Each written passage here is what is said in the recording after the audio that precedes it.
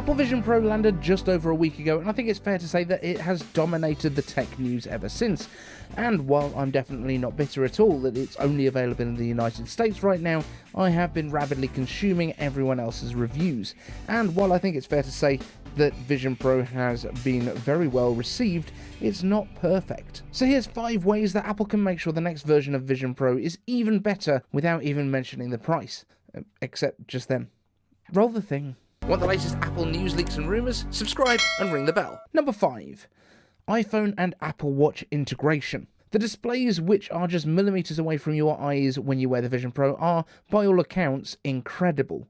Best in the industry. The pixels on the screen are so dense they pack around 50 pixels into the size of a single iPhone display pixel, and because they're micro-LED displays as well, you get those inky blacks too. However, the cameras on the outside are good, but not quite good enough to read your Apple Watch or iPhone through the headset comfortably.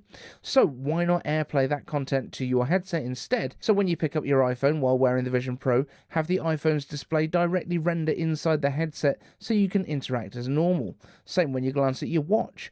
A larger version of the display appears over it so you can work with it easily. Simple. Number 4. Personas. They're actually way better than the stills on Twitter look, but I get it, they do still live in the uncanny valley. And while it's pretty mind-blowing that they look as good as they do, especially calculating your facial expressions on a 3D model as you speak in real time from a combination of sensors tracking your eye movement and cameras that capture the little bit of your mouth movement that it can see, keeping that synced to your voice, for some people you might find it a little bit off-putting. So here's my solution. Allow users to choose their Memoji instead of the persona if that's more comfortable for them. Apple has been able to control these models in real time since the iPhone X, so this should be no real issue for the Vision Pro. Number 3, Mac integration. Don't just give us a single display viewport. That's what you get right now. You get just one virtual display from your Mac, but allow instead for each window to be pulled out from that display once it's in Vision OS. So they'll all pop up together and then you can place them anywhere. Now the Mac will still be running them, but it only needs to send the video for what you're looking at in the moment while you're looking at it. But Final Cut can still be exporting in the background on your Mac. Now the likely bottleneck is that the Mac has limited wireless bandwidth to send the updated video to the Vision Pro, but just like the Vision uses foveated rendering to only render the highest resolution on the area that your eyes are focused on, the Vision could also massively drop the frame count on what it pulls from the Mac on apps that you're not looking at right now actively. That should cover it.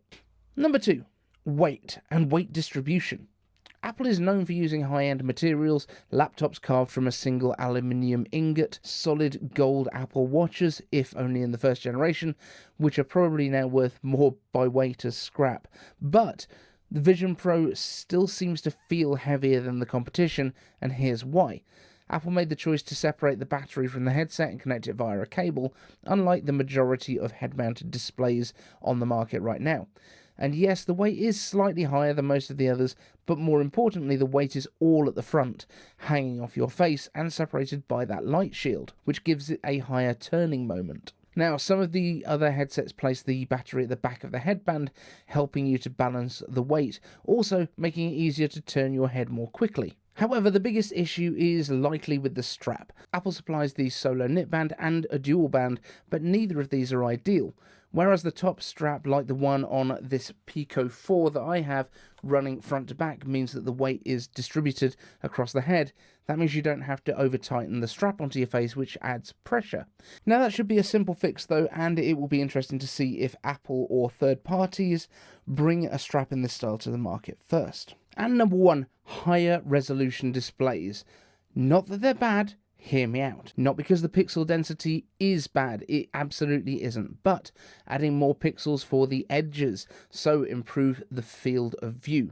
Right now you see videos that Apple has put out, and they show kind of everything that you could possibly see, but in reality it feels a little bit more like this, as if you're looking more down a tunnel than the natural wide field of view that, eyes have. If you're someone that wears glasses, it's kind of looking out past where the lenses are. But those limits on the field of view, when you have just black beyond there, is a reminder that you're wearing a headset rather than becoming fully immersed in whatever you're doing, whether that's watching a movie, getting your work done, or battling dinosaurs, whatever gets you going. So thanks to the Patreons, and let me know in the comments what you want to see improved in the next version of Vision Pro down there.